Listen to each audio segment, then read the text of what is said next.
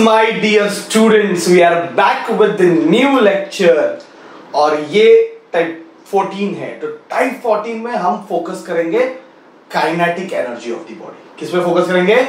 Kinetic energy कैसे find करते हैं। तो फॉर्मूला हमें पता है काइनेटिक एनर्जी का, हमने पढ़ा है। क्या है फॉर्मूला काइनेटिक एनर्जी का? Half I omega square for a rotating body, और हमने ये डिराइव भी किया है, बराबर नहीं? तो काइनेटिक एनर्जी का फॉर्मूला याद रखो, हाफ आई ओमेगा स्क्वायर। तो इस पे हम सम सॉल्व करेंगे। पर बच्चों हर सम में ना एक ट्विस्ट है। एक तो आई में ट्विस्ट दिया रहेगा या फिर ओमेगा में ट्विस्ट दिया रहेगा। ओके, आइदर आई में ट्विस्ट दिया है या फिर ओमेगा में ट्विस्ट दिया है, ये याद रखो, ठीक है? तो अगर आपने स्टार्टिंग से लेक्चर्स देखे, क्योंकि ओमेगा तो मैंने सर्कुलर पार्ट में पढ़ाया था, तो स्टार्टिंग से अगर आप लेक्चर देख रहे हो तो कोई टेंशन नहीं, क्योंकि ओमेगा फाइंड करने के दो फेमस फॉर्मूले याद है ना आपको। एक तो 2 पाई अपॉन कैपिटल टी अगर टाइम पीरियड दिया है, और ओमेगा का फॉर्मूला 2 पाई एफ अगर फ्रीक्वेंसी दिया है। तो ये इंपॉर्टेंट फॉर्मूले याद रखो आप लोग, ठीक है? So now let us start solving the sum. First sum is very basic, very easy. एक रॉड है, तो ये रॉड का सम है, लिख दिया। हेडिंग डाल दो, किसका सम है? तो ये रॉड का सम है, हेडिंग डाल दिया, ठीक है? उस रॉड का मास दिया है 10 ग्राम, लेंथ दिया है 60 सेंटीमीटर, एंड फ्रीक्वेंसी, जिस फ्रीक्वेंसी से वो रोटेट हो रहा है 90 आरपीएम। मैं हमेशा बोलता हूं you first focus on what? Axis की पोजीशन। तो उसने क्लियर बोला है consider that this rod is rotating about a transverse axis. Transverse axis, rod is rotating about a transverse axis, मतलब perpendicular axis passing from the centre. और हमें क्या find करना है बच्चों? हमें फाइंड करना है moment of inertia and kinetic energy of the rod, ठीक है? तो चलो फिर चालू करते हैं। बहुत सिंपल वे में सॉल्व कर सकते हो। देखो, लॉग कैलकुलेशन आपको करना है, ओके? अगर सम डिफिकल्ट है तो, मतलब कैलकुलेशन डिफिकल्ट है तो करना है, ओके? और ये मैंने स्टार्टिंग के लेक्चर्स में पढ़ाया था कि लॉग कैलकुलेशन आप कैसे करोगे, ठीक है? तो चलो मोमेंट ऑफ इनर्शिया फाइंड करते हैं।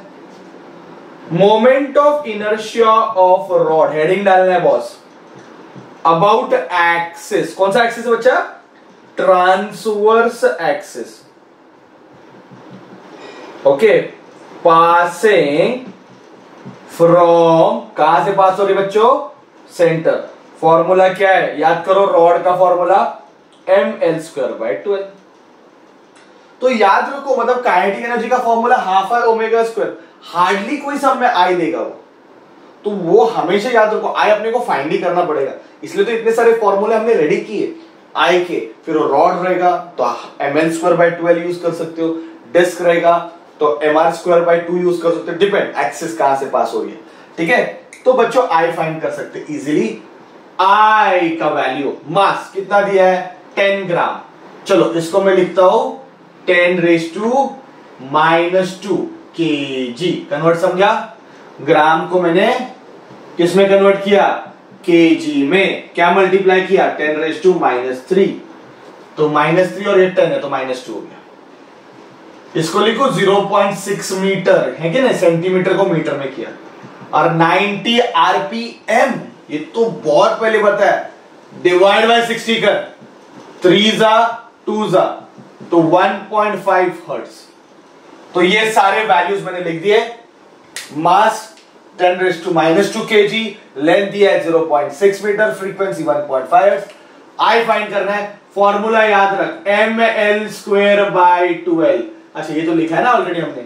तो m की वैल्यू कितनी है? 10⁻², लेंथ 0.6 का स्क्वायर अपॉन कितना है? 12, बराबर कि नहीं? तो इसको थोड़ा इजीली कर देते हैं, 10⁻² इंटू 0.6 इंटू 0.6, या फिर सिंपली आप 0.36 लिखोगे तो भी चलेगा, इतना तो आपको इजीली मिल जाएगा, बराबर है? तो इसका वैल्यू आएगा 12 1 जा 12 3 जा अभी याद रखना 2 नंबर पहले पॉइंट है, तो 2 नंबर पहले पॉइंट आना चाहिए। तो आंसर आएगा 3 × 10⁻⁻⁴, क्योंकि ये 2 नंबर पहले पॉइंट है और ये -2, तो -4 हो जाएगा और यूनिट आएगा kg मीटर स्क्वायर। ये मोमेंट ऑफ इनर्शिया हो गया, ये फर्स्ट पार्ट है। सेकेंड, काइनेटिक एनर्जी फाइंड करनी है। फॉर्मूला डाल दो 12I ω²। I की वैल्यू तो रेडीमेड मिल गई है अपने को पहले इक्वेशन से, 3 × 10⁻⁴। ओमेगा क्या है, तो आप चाहिए तो ओमेगा लिख सकते हो 2πf²। बराबर नहीं, ओमेगा क्या है 2πf², क्योंकि आपको f दिया हुआ है। तो ये आ जाएगा 3 × 10⁻⁻⁴, 2 का स्क्वायर 4, पाई का स्क्वायर मतलब 3.14 का होल स्क्वायर। और फ्रीक्वेंसी देखो क्या, फ्रीक्वेंसी है 3/2 मतलब 9/4 है ना, अपॉन ये 2 मत भूल जाना, ये 4 कैंसिल हो गया। अभी आप कैलकुलेट करो इसको लॉग से, देखो आंसर कितना आता है, समवेयर अराउंड 0.0133 जूल आना चाहिए, क्योंकि काइनेटिक एनर्जी है तो यूनिट देख क्या आएगा, यूनिट आने वाला है जूल। तो इसको अच्छे से प्रॉपरली सॉल्व करो तब आपको फील आएगा। ओके, अभी इसका जो कैलकुलेशन पार्ट है that you do it and see whether you are getting this answer or not. So I think मैंने बहुत आसानी से बताया, कुछ नहीं था, सब में रॉड दिया था, उसका इनर्शिया फाइंड करना है, ml²/12 वैल्यूज दिए थे, कन्वर्जन तो अभी आना ही चाहिए करने को, 12th स्टैंडर्ड के एग्जाम के लिए प्रिपेयर कर रहे हैं, तो ये वैल्यू सब सब्स्टिट्यूट किए और काइनेटिक एनर्जी का formula 12I ω², we got it. Okay, next sum मैं आप लोगों के लिए दे रहा हूं, try to solve it and try to get the answer. ठीक है, don't go for the video directly, कोशिश करो कि आप उसको क्रैक करो, तब मजा आएगा। ठीक है, ये रहा आपके स्क्रीन पे, start solving.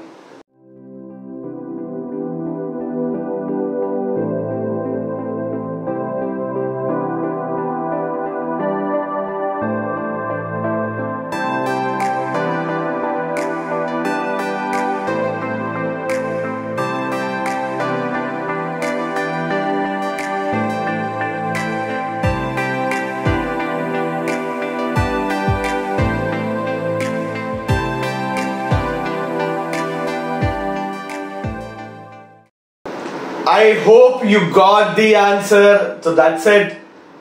Now it's time to understand. I can consider this as one of the most best sum जो अभी तक हमने सॉल्व किया रोटेशनल मोशन में। ठीक है, बहुत जबरदस्त सम है, बहुत अच्छा सम है, बहुत अच्छा सम। बढ़ के आपको एक बात तो क्लियर पता चल गया रहेगा कि ये kinetic energy of a rotating body के ऊपर बेस्ड है। और कंपैरिजन वाला सम है, बहुत आते कंपैरिजन वाले सम, खास करके सीईटी के एग्जाम में तो आते ही आते हैं। ओके, तो बोर्ड एग्जाम में भी आते हैं कंपैरिजन वाले सम। ठीक है, तो यहां पे कंपैरिजन चल रहा है मून एंड अर्थ में। यस, कंपैरिजन किसमें चल रहा है, मून एंड अर्थ में।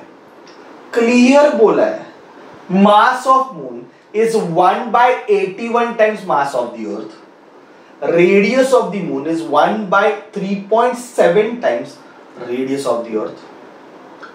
अगर मून का टाइम पीरियड 27.3 डेज है, कितना है 27.3 डेज, तो मुझे कंपेयर कर रोटेशन का, तो मुझे कंपेयर करना है काइनेटिक एनर्जी ऑफ अर्थ और काइनेटिक एनर्जी ऑफ मून को। सबसे बेस्ट बताऊं मैं आपको, पहले तो पूरा फॉर्मूला बनाओ। Now you know this is the data technique याद रख, क्योंकि अभी काइनेटिक एनर्जी है रोटेटिंग वाला, तो पहला चीज तो बहुत क्लियर है कि मैं ये फॉर्मूला यूज करूंगा, बराबर कि नहीं। तो चलो स्टार्ट करते हैं, let's see how many of you got it. Kinetic energy का फॉर्मूला क्या है बच्चों, 12I ω², रोटेटिंग बॉडी का, बराबर है। तो ये फॉर्मूला मैंने लिख दिया। अभी इसको अपने डेटा के हिसाब से डिजाइन करो, ये बहुत इंपॉर्टेंट है। Okay, as earth and moon both are solid sphere, अब ये तो बोलने का जरूरत नहीं है भाई कि अर्थ और मून दोनों भी स्फीयर है। अगर अर्थ और मून दोनों भी स्फीयर है तो मुझे बता I का वैल्यू बन जाएगा 2/5 mr²। तो चलो I आ गया। ओके, I को हम रिप्लेस करके m और r में लिख सकते हैं, और ये टाइम पीरियड दिया तो ओमेगा का काम है, एंड ओमेगा का फॉर्मूला क्या बच्चों, 2π/T। अर्थ के लिए और मून के लिए I तो सेम है, और ओमेगा क्या है, 2π/T। तो ये फॉर्मूला कैसे बनेगा फिर से एक बार देख लो। तो काइनेटिक एनर्जी बन जाएगा बच्चों हाफ I की वैल्यू क्या है, 2/5 mr² इंटू ओमेगा²। ओमेगा² क्या आएगा, इसका स्क्वायर, तो 4π²/T²। चलो फिर क्या क्या देखते हैं, कैंसिल हो रहा है, 2 कैंसिल हो गया, और क्या कैंसिल हो रहा है, और कुछ भी कैंसिल नहीं हो रहा है, तो will write as it is. तो काइनेटिक एनर्जी का फॉर्मूला बन गया 4π² बराबर है mr²/T²।